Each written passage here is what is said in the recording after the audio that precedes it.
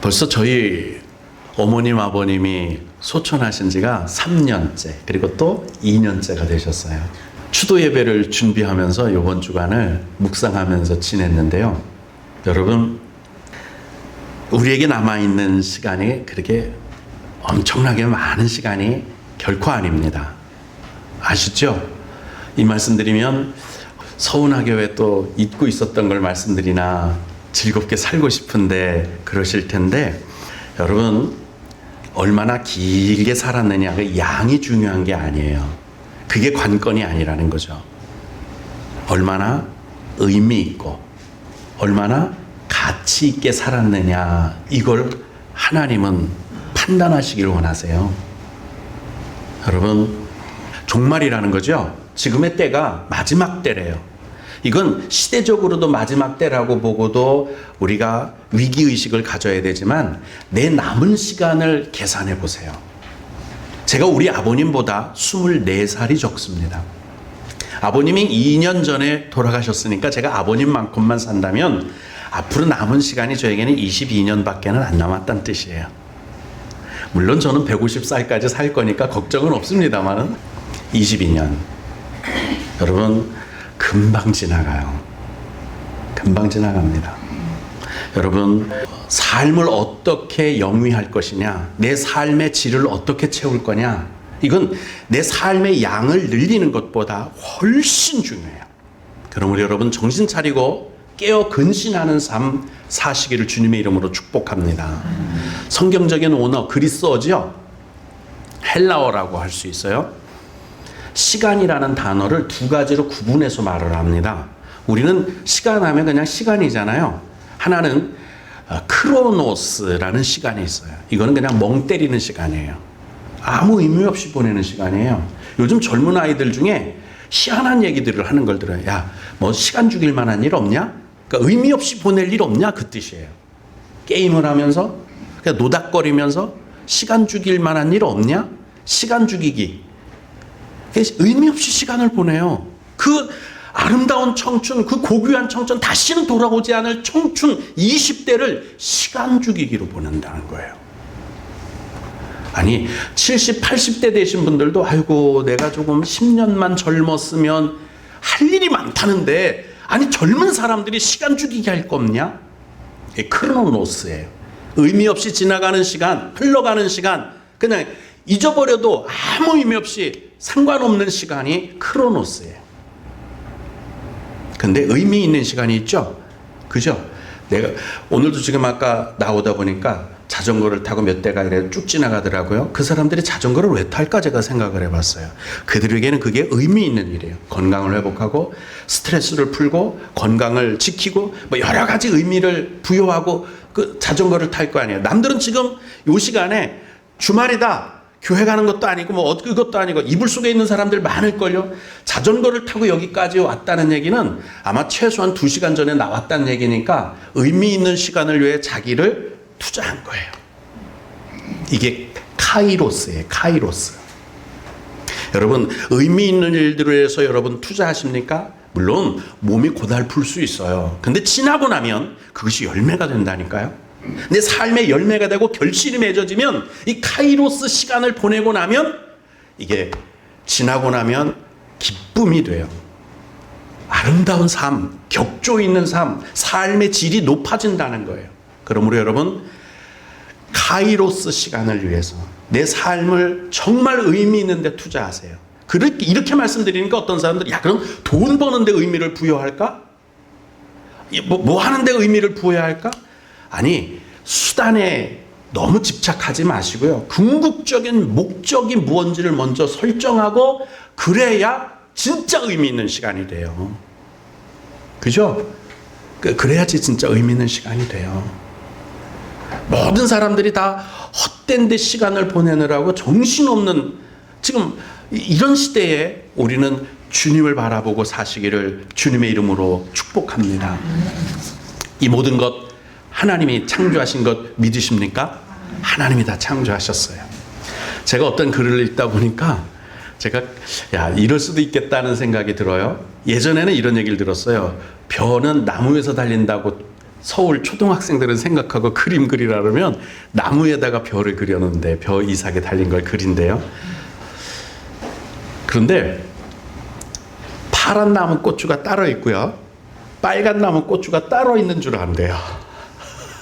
이해가 되세요? 파란 나무 고추가 따로 있고 빨간 나무 고추가 따로 있는 줄 알래요. 여러분 어떻게 알고 계세요?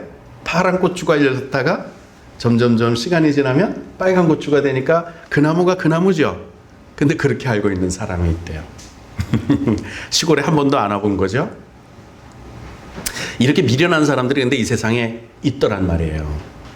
악한 사람은 처음부터 이 사람들은 원래 악한 사람, 이건 처음부터 선한 사람, 이거 될성이 있었던 떡잎부터 알아볼 만한 사람, 이게 구분을 해놔요. 파란 고추나무, 빨간 고추나무. 옛날엔 정말 그랬어요. 왕, 후, 장, 상의 씨가 따로 있다. 골품 제도를 정해서 신분을 양반, 뭐 이렇게 상놈, 뭐 이렇게 다 정한 거예요. 틀렸어요? 맞았어요? 틀렸어요. 하나님이 창조한 모든 것은 다 선하고 다 보기에 좋고 아름다웠어요. 보기에 좋았더라. 다 좋았어요. 그런데 살아가다 보니까 환경이 그러다 보니까 병들었던 거죠. 그래서 열매를 못 맺고 또는 부족하게 살고 우리가 볼 때는 싹수 없게 살고 또 악질적으로 살고 도저히 구제불능으로 사는 것처럼 보이지만 처음에 하나님이 창조하신 모습은 보시기에 좋았더라예요. 그죠? 네. 저희 어머님이 저희 아버님이 어머님이 포도나무 심었던 거 기억하시죠? 다 잘라버렸어요. 왜 잘랐느냐면 포도가 우리 어머님이 농사를 얼마나 잘 짓는지 한 2kg가량 되는 것 같아요. 이만하게 포도송이 하나가 이만하게 열려요. 저는 우리 어머님이 농사 잘 짓는 줄 알았어요. 근데 이게 문제가 하나 있어요. 서리가 내리기 직전까지도 파란 포도, 익지 않은 포도, 설이 익은 포도예요. 이게 그래서 뭐라고 생각했느냐면 우리 어머님이 이렇게 크게 농사를 잘 짓는데도 익지 않는 포도는 이 포도나무 자체가 나무 열매를 포도를 익히지 못하는 잘못된 나무, 나쁜 나무인 줄 알았어요. 그래서 잘라낸 거예요. 근데 또 싹이 올라와서 조금 키워서 올해 요만한 거, 제 주먹만한 거가 4개가 열려서 따먹었는데요. 올해는 잘 익었어요. 그래서 전 이해를 못했어요. 이거 왜 이러지? 근데 어제 목사님들이 오전에 2분, 오후에 2분 이렇게 손님이 저희 집을 찾아왔어요. 근데 그 중에 한 분이 저 초정에서 포도나무를 한 2,000평, 2,500평인가 농사를 지으면서 목회를 하시는 포도원 교회라고 하는 청주에서 목회를 하면서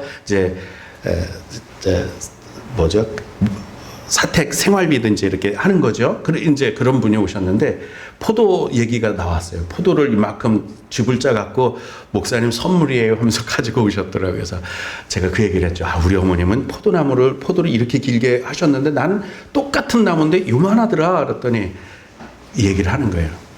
포도는 700g으로 키워야 잘 익습니다. 너무 크면 뿌리에서 영양분을 다 공급하지 못하니까 아무리 노력을 해도 익히지를 못해서 안 익는데요. 더 빨리 익히고 싶으면 400g으로 익힌다요. 그러면 한 10일 정도, 15일 정도 일찍 출하할 수 있어서 그것도 700g짜리 돈 가치로 받을 수 있대요. 그러니까 어머님이 이렇게 기른 게 잘못 길렀던 거예요. 다 따내주고 요만하게 길러야 진짜 포도가 맛있는 포도가 열린다는 거예요. 저는 나쁜 포도나무가 있는 줄 알았어요. 그렇지 않았어요. 다 좋은 포도나무였는데 제가 관리를 못해서 그랬어요. 모든 사람들의 인생은, 모든 사람들의 생명은 다 하나님이 선하게 아름답게 보시기에 좋게 창조하셨어요. 그런데 그들이 자기 삶을 잘 관리하지 못해서 덜 익은 포도처럼, 신포도처럼, 쓴 포도처럼 돼버린 거예요.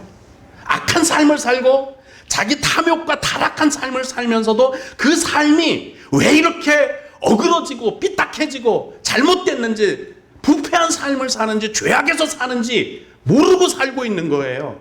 그들의 삶 자체 처음 근원이 잘못된 건 아니에요. 선하신 하나님이 분명히 그들도 창조하셨고, 교회 다니면서 예수 그리스도를 본받기를 우리도 주님이 창조하셨어요. 우리가 가능성이 있다면 그들도 가능성이 있는 거예요. 근데 왜 전도하지 않죠? 오늘 말씀이 그거예요. 오늘 말씀이 잃었던 양을 찾았다. 잘못 농사 지었던 포도나무가 올해 농사가 잘 되었다. 잃었던 드라크마를 찾았다. 잃었던 잃었던 삶을 죄인 속에서 찾아내어 선한 사람으로, 이웃으로 데려왔다. 이 내용이에요. 여러분, 좋은 나무에서 창조되었기 때문에 좋은 열매를 맺는 것처럼 좋은 하나님에게서 창조받은 우리는 좋은 인생을 살 가치가 있는 줄로 믿습니다. 여러분, 전도하십시다. 전도해야 합니다. 저 사람은 원래 가망성이 없어. 저 사람은 전도해봤자 안 돼. 저 사람은 너무 말하는 것 봐. 안 되잖아. 저 사람 생각하는 것 자체가 안 된다니까 그렇게 생각하지 마세요. 주님은 죄인의 집에 찾아가셨어요. 뭐야 이거? 왜 죄인의 집을 찾아가? 사람들이 다 이상하게 생각했죠? 여러분, 죄인의 집에 찾아간 이유는 그 죄인을 찾아오기 위해서예요. 오늘 우리도 전도해야 할 줄로 믿습니다. 그러면서 주님이 예를 드시는데, 양이 100마리가 있는 목자가 한 마리 양을 잃어버린 거예요. 그 한 마리 잃어버린 양 때문에 99마리의 양은 우리에 두고 나가서 잃어버린 한 마리 양을 찾았다. 그리고 찾아서 얼마나 기뻤는지, 양 한 마리의 가치보다 더 큰 동네 사람들을 불러다 잔치하면 양 한 마리 아무리 가봤자 30만 원뿐이 더 가겠어요? 50만 원 간다고 합시다. 동네 잔치 하려면은요, 우리 교회에서 마스크를 동네에 나눠주기를 몇 번 해봤는데 마스크 나눠주는데도 한 18만 원 돈이 들더라고요. 그런데 동네 잔치를 하고 부침개 굽고 뭐 소 잡고 돼지 잡고 뭐 하다 보면은요 150만 원 후떡 넘어갈 겁니다. 찾은 것보다 소비한 게 더 많아요. 이게 뭐죠? 여러분, 수학적으로 해석하면 이 가치가 이해가 안 돼요. 세상적으로 뭐 99마리가 더 소중해, 한 마리가 더 소중해? 그럼 한 마리는 수학적으로 계산하면 99분의 1의 가치밖에 없는 거예요. 아무것도 아니에요, 사실은. 그렇지 않아요? 근데 왜 한 마리를 찾은 거를 99마리보다 더 기뻐한다고 말씀하셨을까? 왜 한 사람의 생명을 천하보다 더 귀하다고 말씀하셨을까? 이걸 생각해 볼 필요 없어요. 무슨 뜻일까요? 이건 절대 가치예요. 고유 가치라고 그래요. 내가 가지고 있는 고유 가치. 한번 따져볼까요? 제가 딸을 셋을 두고 있습니다. 거기다가 제 부족한 안사람까지 넷을 두고 있습니다. 근데 이 넷 중에 한 사람은 4분의 1의 가치가 있을까요? 하나 가치가 다 절대 가치일까요? 다 절대 가치예요. 예를 들어서 큰 딸을 잃어버렸어요. 실종됐어요. 그러면 제 마음이 이 남아있는 둘째 딸, 셋째 딸, 제 아내에게 내 마음이 가 있을까요? 잊어버린 한 딸에게 내 온 마음이 가 있을까요? 잊어버린 그 하나 때문에 내 인생이 다 무너지는 거예요.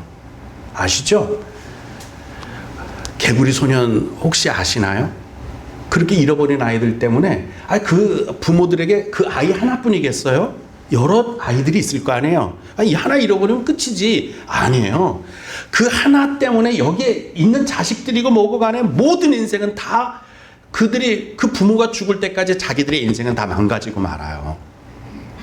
이게 절대 가치예요. 99마리?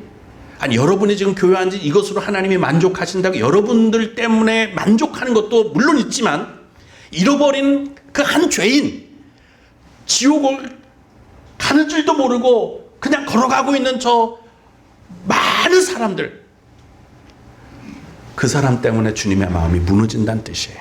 그러다가 그를 찾으면 한 생명을 천하보다 더 귀히 여긴다, 그 말씀이에요. 여러분, 코로나 때문에 우리나라 교회에 16%가 문을 닫았대요. 16%면 보통 많은 양 아니, 조금만 더 하면 20%예요. 엄청난 양이에요. 문을 닫았대요. 우리 교회만 해도 벌써 성도 수가 엄청 줄었잖아요. 그죠?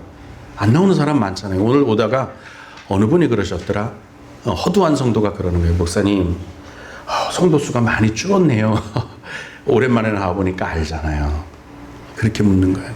여러분, 잃은 양, 드라크마도 마찬가지예요. 이걸 수학적 가치로 따지면 주님의 마음을 이해할 수 없어요.